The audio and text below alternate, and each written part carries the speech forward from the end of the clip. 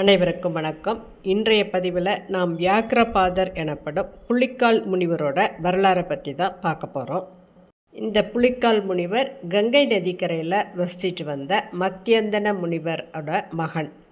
இவர் ஒரு சிறந்த சிவபக்தர். இவரோட இயற்பெயர் மழன் அப்படின்னு பேர். இவர் வியாக்கிரபாதர்னும் சொல்கிறாங்க. மத்தியந்தனர் என்ற முனிவருக்கு மகனாக பிறந்த மழன் தனது தந்தையிடமே வேதங்களை கற்று தேர்ச்சி பெறுறாரு. ஒரு நாள் தந்தைக்கிட்ட மனிதனாக பிறந்தவர்கள் இறைவனை அடைய தவம் செய்தால் மட்டும் போதுமா அப்படின்னு கேட்குறாரு. அதுக்கு அவர் தவம் செஞ்சால் சொர்க்கம் மட்டுமே கிடைக்கும், சிவ வழிபாடு செய்பவர்கள் தான் மறுபிறவி இல்லாத உயர்ந்த நிலையை அடைவாங்க அப்படின்னு மத்தியேந்திரன் தன்னோட மகன்கிட்ட சொல்கிறார். அதுக்கு பிறகு மழன் சிவ வழிபாட்டில் அதிக ஆர்வத்தை காட்டுறாரு. பல இடங்களுக்கு போய் சிவ வழிபாடு செஞ்சிட்டு வர்றாரு. அவரோட இந்த வழிபாட்டு பயணத்தில் தில்லைவனம் அப்படின்ற பகுதிக்கு வந்து சேர்றாரு. அந்த தில்லைவனம் தான் தற்போது சிதம்பரமாக இருக்கின்றது. அந்த பகுதியில் உயரமாக வளர்ந்த மரங்களில் பூத்து கிடந்த பூக்களை பார்த்துட்டு இவர் இதை வச்சு நம்ம சிவனை வழிபடணும் அப்படின்னு நினைக்கிறாரு. சிவ வழிபாட்டிற்காக பறிக்கக்கூடிய இந்த பூக்கள் தேன் குடிக்க வரும் வண்டுகளால் எச்சில் பற்றக்கூடாது அப்படின்றதுக்காக அதிகாலை நேரத்திலேயே அந்த மரங்களில் ஏறி பூக்களை பறிச்சிக்கிட்டு வருவார். மரம் ஏறுறதில் அவருக்கு போதுமான அனுபவம் இல்லாததால் கைகளில் கால்களெல்லாம் சிராய்ப்புகளும் சிறு சிறு காயங்களும் ஏற்படுது. அந்த காயங்கள்லேருந்து வழியிற இரத்த துளிகள் அவர் பறிச்சிட்டு வர்ற பூக்கள்லேயும் ஒட்டிக்குது. அது மட்டும் இல்லாமல் போதிய வெளிச்சம் இல்லாமல் அதிகாலை நேரத்திலேயே பூக்களை பறிக்கிறதால சில வாடின அழுகின பூக்கள் கூட அந்த பூக்களில் இருக்குது. அதனால் இந்த மழன்னு சொல்லக்கூடிய இந்த வியாக்கிரபாதருக்கு வருத்தம் ஏற்படுது. அவர் சிவன்கிட்ட வேண்டிக்கிறாரு, இந்த மாதிரி உங்களுக்கு நான் புதிய பூக்களை பறித்து அர்ப்பணிக்கணும், அதனால் மரம் ஏறுறதுக்கு வசதியாக எனக்கு புலியோட கால்களும் இருட்டிலையும் தெளிவாக தெரியக்கூடிய கண் பார்வையும் எனக்கு வேணும் அப்படின்னு வேண்டுறாரு. சிவபெருமானும் அவர் வேண்டிய வரத்தை கொடுக்குறாரு. அதுக்கு பிறகு இந்த முனிவரோட கால்கள் புலிக்கால்களாக மாறிடுது. கைகளும் புளிய கால்களை போலவே மாறி போயிடுது.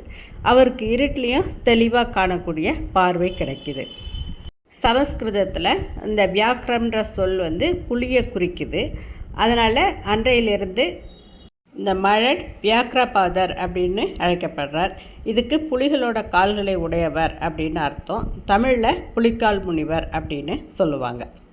தன்னுடைய சிவ வழிபாட்டை இன்னும் சிறப்பாக செய்யணும் அப்படின்னு நினச்ச இந்த வியாக்கிரபாத முனிவர் துர்வாச முனிவர்கிட்ட சீடராக போய் சேர்றாரு.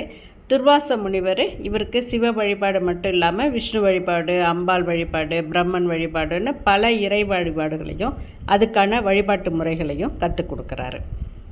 திருப்பிடவூர் அப்படின்ற ஒரு தலத்தில் இருக்கிற சிவபெருமானை இவர் பூஜித்து வர்றாரு. அந்த திருப்பிடவூர் தான் தற்போது திருப்பட்டூர் அப்படின்ற பேரில் ஊராக இருக்குது. ஒரு தடவை இந்த தலத்தில் இருக்கிற நீர்நிலை வறண்டு போயிடுது. அதனால் இறைவனை அபிஷேகம் செய்கிறதுக்கு தண்ணி இல்லாமல் கஷ்டப்படுறாரு. அந்த சமயத்தில் இந்திரன் தன்னோட வெள்ளை யானையில் தீர்த்தத்தை எடுத்துக்கிட்டு திருவானைக்காவலில் இருக்கிற ஜம்புகேஸ்வர ஆலயத்துக்கு போய்கிட்டு இருக்கார். கைலாயத்திலேருந்து வெள்ளை யானையில் தண்ணி எடுத்துகிட்டு ஜம்புகேஸ்வரர் ஆலயத்துக்கு அபிஷேகம் செய்கிறது இந்திரனோட தினசரி வழக்கமாக இருந்தது. அதுக்காகத்தான் வான் வழியாக இந்திரன் போய்கிட்டு இருக்கான் தீர்த்தத்தோட. அதை பார்த்த இந்த புலிக்கால் முனிவர் அந்த வெள்ளை யானைக்கிட்ட கேட்குறார், இந்த மாதிரி சிவனோட பூஜை செய்கிறதுக்கு கொஞ்சம் தீர்த்தம் கொடு அப்படின்னு சொல்லிட்டு. ஆனால் அதுக்கு அந்த வெள்ளை யானை நான் கொடுக்க முடியாது, இது ஜம்புகேஸ்வரருக்கு நான் எடுத்துகிட்டு போகிறேன் அப்படின்னு சொல்லிடுது. உடனே இந்த முனிவருக்கு கோபம் வருது. தன்னோட புலிக்கால் நகங்களால் தரையை தோன்றுறாரு. தோன்றதுமே சிவபெருமானோட அருளால் கங்கையே கீழே இறங்கி ஊற்றா தண்ணி பெருகுது. அந்த நீரை வச்சு அவர் சிவபூஜை செய்கிறார்.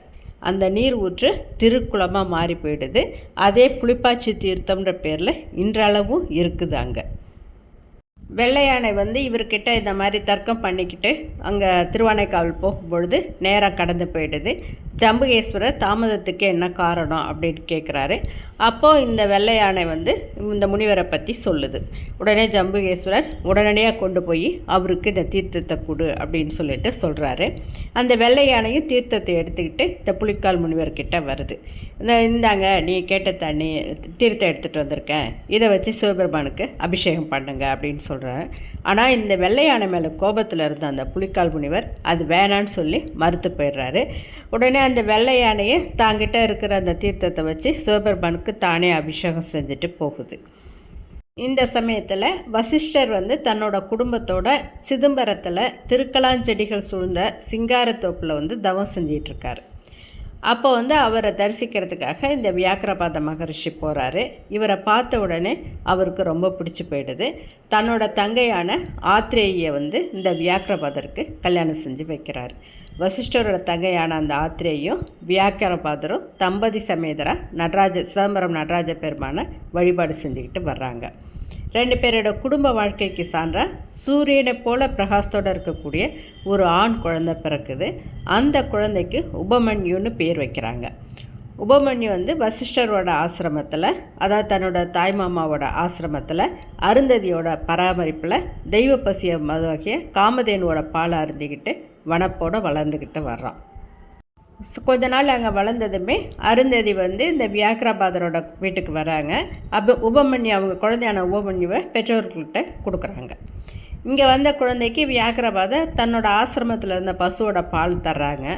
ஆனால் இந்த காமதேனுவோட பாலை குடித்து வளர்ந்ததால் இந்த பாலகன் அந்த வியாக்கிரபாதர் பாலை குடிக்க மாட்டேன் அப்படின்னு அடம் பிடிச்சிக்கிட்டு அழறான். அவருக்கு வியாக்கிரபாதருக்கு என்ன செய்கிறதுனே தெரில. அவர் நடராஜரை வேண்டுறாரு. அப்போ தன்னோட பக்தனோட துயரை தீர்க்கணும் அப்படின்றதுக்காக குழந்தை குடிக்கிறதுக்காகவே பால் அலையடித்து வருது. பார்க்கடலையே உருவாக்குறாரு அவர் சிவபெருமான்.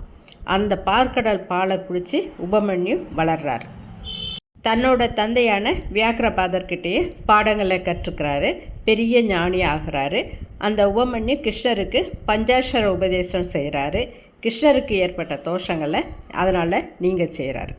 இவரோட சரிதத்தை சிவரகசியம் அப்படின்ற ஒரு நூல் மிக விரிவாக சொல்லுது. பாலுக்கு பாலகன் கேட்டதுக்கு ஏற்ப பார்க்கடலை கொடுத்த இறைவன் அப்படின்னு திருப்பல்லாண்டில் குறிப்பிடப்படுது.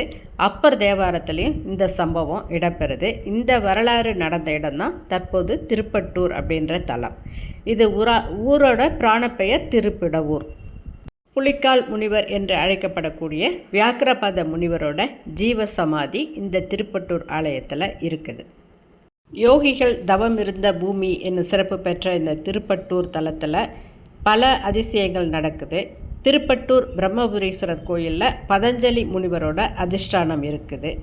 அங்கேருந்து சுமார் பிரம்மபுரீஸ்வரர் ஆலயத்திலேருந்து சுமார் 1 கிலோமீட்டர் தூரம் பயணம் செஞ்சோன்னாக்க காசி விஸ்வநாதர் கோவில் இருக்குது. அந்த சிறிய அழகான கோயிலில் வியாக்கிரபாதரோட ஜீவசமாதி இருக்குது. வியாக்கிரபாத முனிவர் தன்னோட காலால் உண்டு பண்ணிய திருக்குளம் இன்றைக்கும் இருக்குது கோயிலுக்கு எதிரிலேயே. அந்த திருக்குளத்தில் இருக்கிற நீர் செம்மண் படிஞ்சு கலங்களாக தான் இருக்குது. ஆனால் அது ஒரு பாட்டிலில் நம்ம வீட்டுக்கு எடுத்துகிட்டு வச்சுருந்தோன்னா மிகவும் தெளிவாக வருது. அந்த தண்ணீர் தெளிய நம்முடைய கஷ்டங்களும் நீங்கும் அப்படின்றது ஐதீகம் அப்படின்னு அங்கே கோயிலில் இருந்தவங்க சொன்னாங்க. எத்தனை ஆண்டுகள் அந்த தண்ணியை பாட்டிலில் வச்சுருந்தாலுமே அது கெட்டு போகிறதில்ல. அதுலேருந்து புழு பூச்சிகள் எதுவும் தோன்றதில்லை. அதனால தான் இந்த ஆலயத்தை காசிக்கு நிகரான ஆலயம்னும் கங்கைக்கு நிகரான திருக்குளம்னும் பக்தர்கள் சொல்கிறாங்க. திருப்பட்டூர் வர்றவங்க பிரம்மன் கோயிலை மட்டும் தரிசிக்கிறதோட இந்த காசி விஸ்வநாதர் ஆலயத்துக்கும் வியாக்கிரபாதர் உருவாக்கிய அந்த தீர்த்த குளத்தில் கால் அலம்பிட்டு சிவனை தரிசிக்கணும். முடிஞ்சால் காசி விஸ்வநாதருக்கு வஸ்திரமும் அங்கே இருக்கிற விசாலாட்சி அம்பாளுக்கு புடவையும் சாத்தி மனதார வேண்டிக்கிட்டாலே அது வரைக்கும் தெரிஞ்சோ தெரியாமலோ நான் செஞ்ச பாவங்கள் எல்லாமே நம்ம பரம்பரையில் உள்ள பித்ரு சாபங்கள் எல்லாமே நீங்கும் அப்படின்றது ஐதீகமாக இருக்குது. அடுத்ததாக இந்த வியாக்கிரபாதரின் அதிஷ்டானத்துக்கு ஒரு 5 நிமிஷம் கண்ணை மூடி பிரார்த்தனை செஞ்சாக்க மூதாதையர்களோட ஆசி நமக்கு முழுவதும் கிடைக்கும் அப்படின்னு ஆலயத்தில் சொன்னாங்க. இந்த காசி விஸ்வநாதர் ஆலயம் காசியம்பதிக்கு நிகரான திருத்தலம். அங்கு சென்று வழிபட்டு வியாக்கிரபாத முனிவரின் அருளை பெறுவோமாக. இந்த பதிவு உங்களுக்கு பிடிச்சிருந்ததுன்னா லைக் பண்ணுங்கள், ஷேர் பண்ணுங்கள், சேனலை சப்ஸ்கிரைப் பண்ணுங்கள். நன்றி, வணக்கம்.